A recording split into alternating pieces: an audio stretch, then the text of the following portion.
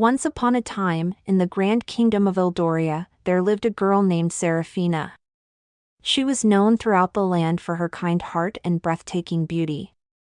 With flowing golden hair and eyes as bright as the morning sun, she was loved by all, except one person. In the dark corners of the castle, an envious sorceress named Morgrith watched Seraphina with bitter jealousy.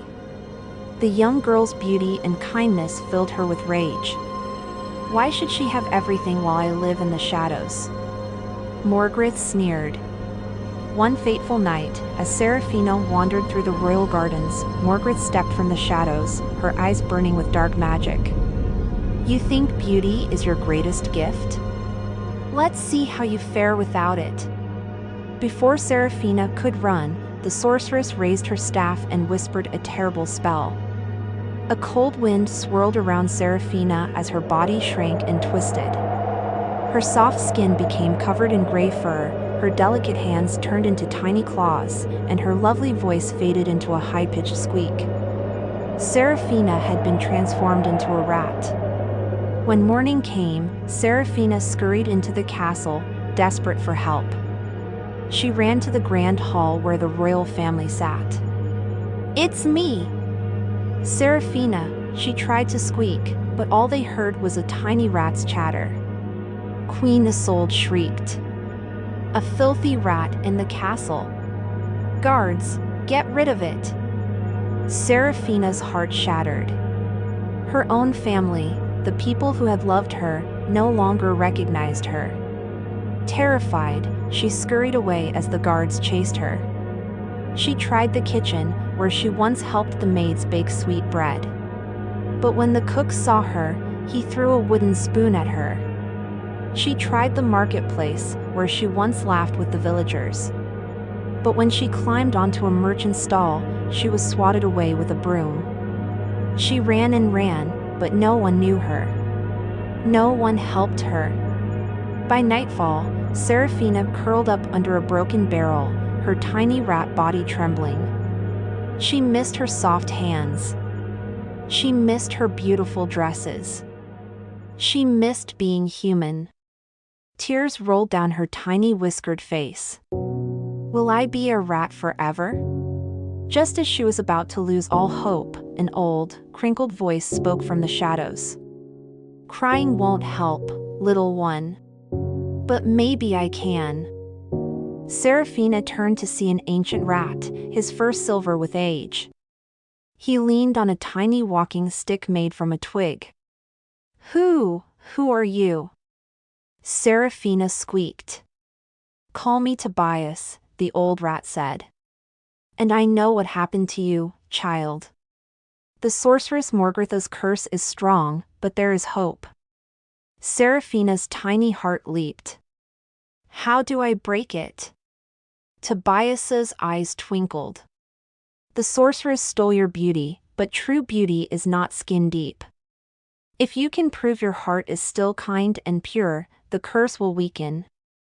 But you must travel to the mirror of truth, hidden deep in the cursed forest. Only there will you see who you truly are. Seraphina nodded with determination. She wouldn't give up. She would find the mirror of truth. Seraphina and Tobias set off on their perilous journey. The cursed forest was a place of dark whispers and twisted trees. Shadows slithered between the roots, and eerie howls echoed in the wind. Seraphina's tiny paws trembled, but she kept moving. They crossed a river of black water, where ghostly hands reached up, trying to pull them in. They tiptoed past sleeping stone wolves, who would wake if they made a sound. They dodged the watchful owls, whose glowing yellow eyes followed their every step. Finally, after a long and terrifying journey, they reached the mirror of truth. It stood in a clearing, a tall, silver-framed mirror covered in vines. Seraphina stepped forward and took a deep breath. Please, show me who I really am. The mirror shimmered.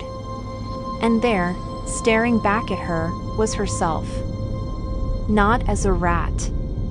Not as a cursed creature. But as Seraphina, the kind and beautiful girl she had always been. Tears welled in her eyes. I was never just my beauty. I was always me. A golden light burst from the mirror, wrapping around Seraphina. The fur on her body melted away. Her tiny claws stretched into gentle fingers. Her whiskers vanished, replaced by her soft, rosy cheeks. In moments, she was human again. Seraphina ran back to the castle. But instead of crying for help, she walked straight into the throne room with confidence and grace. The king and queen gasped. "Seraphina! Where have you been?" Seraphina smiled. "I was here all along. But you couldn't see me." She told them everything: the curse, the journey, the mirror of truth. The entire court fell silent. Then, in a swirl of black smoke, Morgrith appeared. "Impossible! You were supposed to stay a rat forever," she hissed. Seraphina stepped forward. "You were wrong, Morgrith. Beauty is not about the outside, it's about what's inside." With those words, the sorceress screamed as golden light consumed her, breaking her power forever. Morgrith vanished, and the kingdom of Eldoria was free from her darkness. Seraphina was not just a beautiful girl anymore. She was a hero. The kingdom celebrated her return, not for her face, but for her courage and kindness. That night, as Seraphina looked at the stars, Tobias appeared one last time. "Well done, little one," he said, smiling. Then, with a final twinkle in his eyes, he disappeared into the night. Seraphina whispered, "Thank you." And for the first time in her life, she knew. True beauty was something that no one could ever take away.